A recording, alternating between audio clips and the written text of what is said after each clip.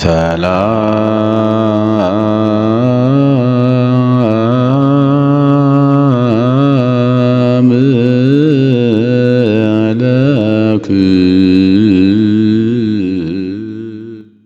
በስመ አብ ወወልድ ወመንፈስ ቅዱስ አሐዱ አምላክ። በመላው ዓለም የምትኖሩ የእግዚአብሔር ቤተሰቦች ሁላችሁም በያላችሁበት የምድር ዳርቻ እንደምን አላችሁ? እንደምን ከረማችሁ? እስከዚህ ዕለትና ሰዓት ያደረሰን የሰራዊት ጌታ እግዚአብሔር አምላካችን ከፀሐይ መውጫ እስከ ፀሐይ መግቢያ በፍጥረታት ሁሉ አንደበት ስሙ የተመሰገነ ይሁን። እንደ እግዚአብሔር መልካም ፈቃድ ዛሬም የምንመለከተው የብሉይ ኪዳን ተከታታይ የመጽሐፍ ቅዱስ ማብራሪያ ጥናታችንን ነው። ዛሬም ኦሪት ዘጸአት እንመለከታለን። ኦሪት ዘጸአት ምዕራፍ 33ን ዛሬ እናያለን። ምዕራፍ 33 ምን አለ በውስጡ? ስለምን ይተረካል? ምን ሕግ ተሰርቷል? የእግዚአብሔርን ምሕረትና ይቅርታ፣ ርኅራኄ፣ ቸርነት፣ ፍቅር እንዴት በሕዝቡ ላይ ተገለጠ የሚለው እናያለን። እንግዲህ በዚህ ምዕራፍ ላይ ስንመለከት የእስራኤል ልጆች ከሲና ምድረ በዳ መንገዳቸውን ቀጠሉ ነው የሚለው። ያው ከግብፅ ከወጡ በኋላ መንገድ ላይ ነው ያሉት። ዘጸአት መውጣት ነው ብለናል። ወጥተዋል፣ እየተጓዙ ነው ያሉት። መናውም እየዘነበ ነው። ጥንጫ ላይ ውሃ እየፈለቀ ነው። 7 ደመና ተጋርዶላቸዋል። በደመና ታጅበው ህዝቡ ጉዟቸውን እያደረጉ ነው። ደብተራ ኦሪት ተሰጥቷቸዋል። ቤተ መቅደስ በደብተራ ኦሪት ውስጥ ደግሞ ንዋየ ቅድሳት ተዘጋጅተዋል። በንዋየ ቅድሳት ብቻውን በቂ አይደለምና አሮንና ልጆቹ እንዲያገለግሏቸው ተፈቅዷል። በሙሴ አማካኝነት መመሪያ ይሰጣል። ቀጥሏል ማለት ነው። ወይቤሎ እግዚአብሔር ለሙሴ ሁር ወእርግ እምዝየ አንተ ወሕዝብከ ዘአውጻእከ ከምድረ ግብፅ ውስተ ምድር እንተ መሃልኩ ለአብርሃም ወይስሐቅ ወያዕቆብ እንዘ እብል ለዘርእከ እሁባ። ለዘርህ እሰጣታለሁ ብዬ ለአብርሃምም ለይስሐቅም ለያዕቆብም ለነሱ ቃል የገባሁላትን እሷን ምድር ይወርሱ ዘንድ ተነስና ህዝቡን ይዘህ ገስግስ፣ ወደ ምድረ ርስት ወደ ከነዓን ምድር ተጓዝ ብሎ እግዚአብሔር ለሙሴ መመሪያ መስጠቱን ነው። ወእፌንዎ ለመላኬ ቅድሜከ ወያወጽኦሙ ለከነዓን ወለአሞሪውን ወለኬጢውን ወለፌርዜውን ወለኢያቡሳውያን አስቀድሜ መላኬን እልከዋለሁ። ኬጢያውያን፣ ፌርዜያውያን፣ ኢያቡሳውያን የሚባሉት እነዚህ 7 የአሞራውያን ነገስታት ናቸው። 7 የአሕዛብ ነገዶች ናቸው ማለት ነው። እንግዲህ አንደኛው ለከነናውያን ነው። ሁለተኛው አሞራውያን፣ ሌላው ኬጢያውያን፣ ፌርዜያውያን፣ ለጌርጌሳውያን፣ ሎኤያውያን እነኚህ 7 የአሕዛብ ነገዶች ይባላሉ።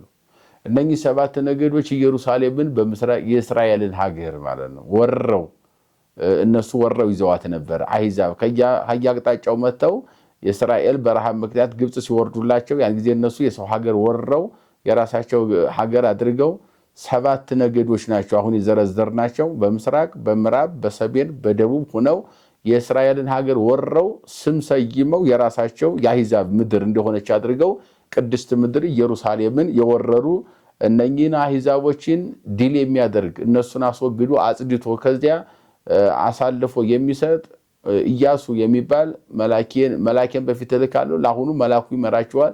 በኋላ ግን ኢያሱ ነው። ከኢያሱ በኋላ ደግሞ ኢየሱስ ክርስቶስም ሰው ሆኖ እንደሚገለጥበት ኢየሩሳሌም ቅድስት ምድር እየገለጠ ወደዚያ ይዛቸው ተጓዝ ማለቱን ነው። ወያበዋከ ውስተ ምድር እንተ ታውስ ሀሊበ ወመዓረግ፣ ማርና ወተትን የምታፈስ መዓር ኦሪትን እንደ ማር የምታፈስ ወንጌልን እንደ ወተት። ያው እንግዲህ ብሉይ ኪዳን አዲስ ኪዳን ማርና ወተት ያለ ማር ማለት ብሉይ ኪዳን ነው። ወተት ማለት አዲስ ኪዳን ነው። ትንቢተ ነቢያትና ስብከተ ሐዋርያት የሚፈስባት ምድር እሷን አወርሳለሁ። ወኢያዕርግ ምስሌከ በእንተ ሕዝብከ እለ ያገዝፋ ክሳዶሙ ከመ ይህልቆሙ በፍኖት፣ በመንገድ እንዳያልቁ አንገታቸውን የሚያደነድኑ ሰዎች የአሕዛብን ስሜት ግን የያዙ ሰዎች ግን ወደዚያች ቅድስት ምድር አይረግጡም። ወሶበ ሰማ ሕዝብ ዘንተ ነገረ እኩየ ለሃ ክፉ ሐሳብን ይህን በሰማ ጊዜ ህዝቡ ለቅሶን አለቀሰ። ወይቤሎ እግዚአብሔር ለሙሴ በሎሙ ለደቂቀ እስራኤል የእስራኤል ልጆች እንዲህ በላቸው አለው እግዚአብሔር ሙሴን፣ አንትም ውስተ ህዝብ ዘያገዝፍ ክሳዶ አንትም ዑቁ ካልአተ መቅሰፍተ ኢይመጽእ ላዕሌክሙ ወአጠፋክሙ። ከዚህ በኋላ ሌላ መቅሰፍት አይመጣም። እናንተ ከአንገታቸውን የምታደነድኑ የኃጥአን ሐሳብ ይዛችሁ የምትጓዙ ጣዖትን የምታመልኩ ከሆነ አጠፋችኋለሁ። ወይዜኒ አሰስሉ አልባሰ ክብርክሙ ወሰርወክሙ ወሬክሙ ዘሬሴክሙ፣ የጣዖት ስሜት የሆነ ልብሳችሁንም ወርቋችሁንም እሱንም ሁሉ አስወግዱ። ዋሰሰሉ ደቂቀ እስራኤል ሰርጓቲሆሙ ወአልባሲሆሙ ማኅበ ደብረ ኮሬብ፣ በኮሬብ ተራራ ልብሳቸውን ጌጣቸውን ሁሉ አስወገዱ። ምክንያቱም ወርቅና ብር ጌጥ ስላላቸው በዚያ ምክንያት ጣዖት ስሩ ሲባሉ ያን አውጥተው ጣዖት መስራት ጀምረው ስለነበረ ወርቅና ብር ጌጥ የሆነ ጌጥ ነው ብላችሁ የምትመኩበት የምታመልኩትን ልብስም ቢሆን ወርቅም ቢሆን ማምለክ አይጠበቅባችሁም ነው። አንዳንድ ጊዜ ሰዎች ለውበት ይሆነና ብለው የሚያስቡት ወርቅን ብርን የተለያየ ነገር ደግሞ ጥሩ ብለው የሚያስቡት ልብስም ካለ ይህንን ራሱ ውበት ይሰጠኛል ተብሎ በሚታሰብበት ሁኔታ ያንን እንዲያምልኩ ያደርጉትና እግዚአብሔርን መዘንጋት ስላለ እግዚአብሔርን የሚያዘነጋ ማንኛውም ነገር እንደሌለ ሊኖርም እንደማይገባ በወርቅና በብር በአልባስ በማረ ልብስ ምክንያት እግዚአብሔርን መዘንጋት የለባችሁምና እሱን አስወግዳችሁ ራሳችሁን ዝቅ ብላችሁ እግዚአብሔርን አመስግዱ የሚል መመሪያ መተላለፉን ነው። ከዚያ ቀጥሎ በሆተ ደብተራ ዘመርጡል በመገናኛው ድንኳን የተደረገውን ነገር ነው። ስለ መገናኛው ድንኳን ይነግረናል። ወነሳ ሙሴ ደብተራሁ ወተከላ አፋ እምትይንት ከሰው ሕዝብ መካከል አወጣና ሙሴ ደብተራዋን ተከላት ማለትም ድንኳን ተከለ። ወርህቀ እምትይንት ወተሰሚየት ደብተራ ዘመርጡል ያዚያም ከሕዝቡ ራቀና ያች የተተከለችውም ደብተራ ደብተራ ዘመርጡል የመገናኛ ድንኳን ተባለች። ወእመሞ ዘፈቀዶ ለእግዚአብሔር የሐውር ሀበኢት ደብተራ አፋ እምትይንት ከዚያ በኋላ ከሕዝቡ ተለይቶ እግዚአብሔርን የፈቀደ ሰው ወደዚያ ይሄዳል። ዛሬ ቤተክርስቲያን አሰራሩ እንደዚያ የሆነው ለዚህ ነው። ለምሳሌ ከሕዝቡ ራቅ ብሎ ራሱን ችሎ ወደ ገጠሩ አካባቢም ወጣ ብሎ ቤተክርስቲያን ብቻው ነው የሚሰራው። ለምን ሲባል ከሕዝቡ ተለይቶ እግዚአብሔርን የሚፈልግ ሰው ቀጥታ እዚያው ነው የሚሄደው። ያ ማለት እኔ እግዚአብሔር ፈላጊ ነኝ፣ ያለ እግዚአብሔር ሕይወት የለኝም፣ ወደ አንተ ቀርባለሁ፣ አንተም አትለየኝ፣ መንጣቴንም ደግሞ በብሩህ ገጽ ተቀበልኝ፣ በርህረት በምቅርታ በርህራሄ በይቅርታ በፍቅር ሆነህ ተቀበለኝ ብሎ ሂዶ እንዲማጸን ደብተራ ኦሪትን ከሕዝቡ ወጣ አድርጎ ተከላት። ከተከላት በኋላ ሕዝቡ እግዚአብሔር የሚፈልገው ሁሉ ወደዛ ይሄዳል። ወሶበ ይሐውር ሙሴ ይባ ውስተ ይእቲ ደብተራ ወደዚያ ሊገባ ሙሴ በሄደ ጊዜ አፋም ትዕይንት ይቀውም ሁሉ ሕዝብ ሙሴ ሊገባ በሄደ ጊዜ ሕዝቡ በውጭ ይቆማል። ወይኔጽር አሐዱ ሀበቦታ ደብተራሁ ወይሬእይዎ ለሙሴ ሶበ ይሐውር እስከ ይበው ውስተ ደብተራ ሙሴ እስከሚገባ ድረስ ሕዝቡ በውጭ ሆነው ሙሴን ይመለከቱት ነበረ። ወእምከመቦአ ሙሴ ውስተ ደብተራ ይወርድ አምደ ደመና ወይቀውም ሀበቦታ ደብተራ ወይትናገሩ ለሙሴ ከዚያ በኋላ ሙሴ ወደዚያ በሚገባበት ጊዜ ሕዝቡ በውጭ ሆነው የአምደ ደመና ማለት የብርሃን ድንኳን የብርሃን ደመና ወይም በብርሃን የተከበበ ደመና ወይም እንደምሰሶ ሆኖ ደመናው ይቆማል። በዚያም ሆነው ሙሴና እግዚአብሔር ሲነጋገሩ ያይ ነበረ። ወይሬእይዎም ሕዝብ ለውእቱ አምድ በደመና እንዘ ይቀውም ሀበቦተ ደብተራ ወይትናገር ምስለ ሙሴ ወቀዊሞሙ ኩሉ ሕዝብ ሀበቦተ ደብተራቲሆሙ ይሰግዱ ሕዝቡ በዚያ ሆነው ይሰግዳሉ። በደመናው አምድ ውስጥ ሙሴን እግዚአብሔር ያናግረዋል። እግዚአብሔርና ሙሴ በደመና አምድ ውስጥ ይነጋገራሉ። ሕዝቡ በውጭ ቆመው ይሰግዱ ነበረ። ወይትናገሩ እግዚአብሔር ለሙሴ ገጽ በገጽ ከመዘ ይትናገር ምስለ አርኩ ከጓደኛው ጋር ጓደኛ ከጓደኛው ጋር እህት ከእህቷ ጋር ወንድም ከወንድሙ ጋር አባት ከልጁ ጋር ልጅ ከአባቱ ጋር እናት ከልጇ ጋር ፊት ለፊት እንደሚነጋገሩ ሙሴና እግዚአብሔር ፊት ለፊት በደመና አምድ ውስጥ ይነጋገሩ ነበረ። ውስተ ትዕይንት ወዮሳ ወልደ ነብዬ ወንኡስ ውእቱ ወይወፅም ትዕይንት ከሕዝቡ አይለይም ነበር እንጂ ዮሳ የተባለው ወይም አውሲ የተባለው ኢያሱ የነብየ ልጅ ገና ሕፃን ስለነበረ ከዚያው ነበረ። ይቀጥልና የተስፋውን ጉዳይ ነው የሚተነትነው። አሁን ይሄ እስካሁን ድረስ የነገረን በደብተራ ኦሪት ቤተክርስቲያን መመፀኛ መሆኗን ሕዝቡም ወደዚያ የሚሄዱ ወደ ውስጥ ግን ሙሴ ይገባል።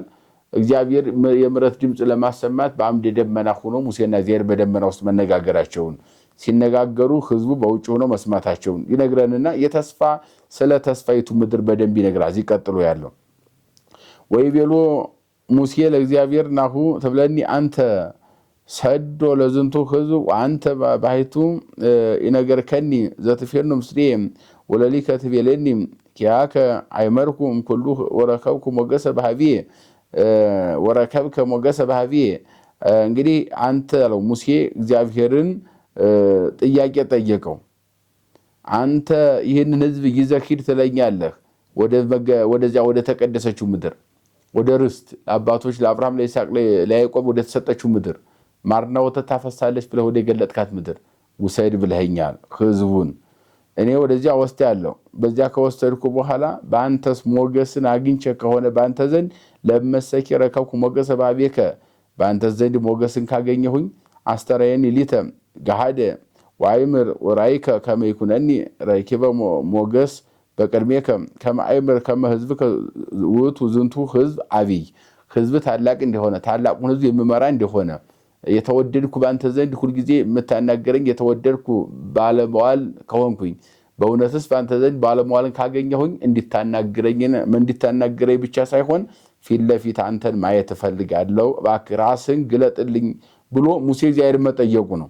ወይቤሎ እግዚአብሔር አነ ሀጉር ቅድሜከ ወአርፈከ እኔ በፊትህ ሄዳለሁ አሳርፍሃለሁ። እፎኬ ይታወቅ ከአማን ረከብኩ ሞገሰ በቅድሜከ በአንተ ዘንድ ክብር እንዲያገኘው በምን ይታወቃል? አነኒ ህዝብ ከኒ ለእንበለስ ሆርኩም ወደ ህዝብህ እኔም ህዝብም ወደ አንተ ካልልኩ በስተቀር ምስሌነ ወንከብር አነኒ ወህዝብ ከኒ በሀበ ኩሉ አሕዛብ ዘሐሎ ውስተ ምድር በዚያ በአሕዛብ ዘንድ ክብር የምናገኘው አንተ ከኛ ጋር መሆንክን የምናውቀው በፊታችን እንዳለህ ባውቅም ነገር ግን ማየት ፈልጋለሁ ብሎ ሙሴ መጠየቁን ነገር ግን እግዚአብሔር ሙሴ እኔን አይቶ በእኔ ፊት መቆም የሚቻለው የለም ብሎ መልስ እንደሰጠው ነው። በኋላ ወይቤሎ እግዚአብሔር ለሙሴ ናሁ መካን ሀብዬ ወተቀጉ ሙስተኮ አንተ የቆምክበት ጢንጫ ይሄ ቦታ የኔ ቦታ ነው እስከ ያህልፍ ስባቴ ክብሬ እስከሚገለጥ ወሰይመከ ሀበሰ ቁረተ ኮክ ወሰወር በእዴ ላይሌከ እስከ አሐልፍ በተሰነጠቀው ዓለት ላይ ቆምና በዚያ ሳልፍኔ ታየኛለህ ብሎ ለሙሴ እንደተናገረው ነው። በትርጓሜ ሊቃውንት እኔን አይቶ ፍጡር መቆም አይቻልም ብሎታል። በገጸ ንባብ ደግሞ በተሰነጠቀ ዓለት ላይ ቆሞ ጀርባውን አሳይቶታል ይላሉ። አይ ጀርባው የሚለው ድህረ የሚለው እንኳን በኋለኛው ዘመን ለማለት ነው።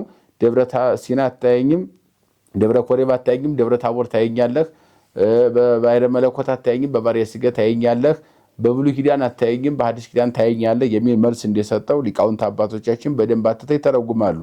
አሴስ ልዴ ወይተ ጊዜ ትርየይ ማይዘርየ ወገጽየሰ እያስተሪለከ ፊቴን ማየት አትችልም ጀርባዬን ታያለህ ብሎታል ብለው ጀርባውን እንዲያሳየው አድርጎ መጽሐፍ ቅዱስ ይናገራል። ነገር ግን ጀርባ ዲህራ የሚለው ሲተረጎም ለጀርባ ሳይሆን ለዘመን እንደሆነ በኋለኛው ዘመን እንደሚያየው ያንንም በሐዲስ ኪዳን በአካለ ነፍስ መጥቶ ሙሴ እግዚአብሔርን በደብረ ታቦር ከነ ኤልያስ ጋር ከነ ጴጥሮስና ያዕቆብ ዮሐንስ አምስት ሆኖ ከባለመዋሎቹ ጋር ባለመዋል ሆኖ የተገባለትን ቃል በኋላ መጥቶ እንዳየ ያው ሁላችን የምናውቀው ታሪክ ነው። በአጠቃላይ ኦሪት ዘጸአት ምዕራፍ 33 ይሄድ ይመስላል። 34ን በቀጣይ እንመለከታለን። የገሰጸን የመከረን ያስተማረን የሰራዊት ጌታ እግዚአብሔር አምላካችን ከፀሐይ መውጫ እስከ ፀሐይ መግቢያ በፍጥረታት ሁሉ አንደበት ስሙ የተመሰገነ ይሁን። ይቆየን።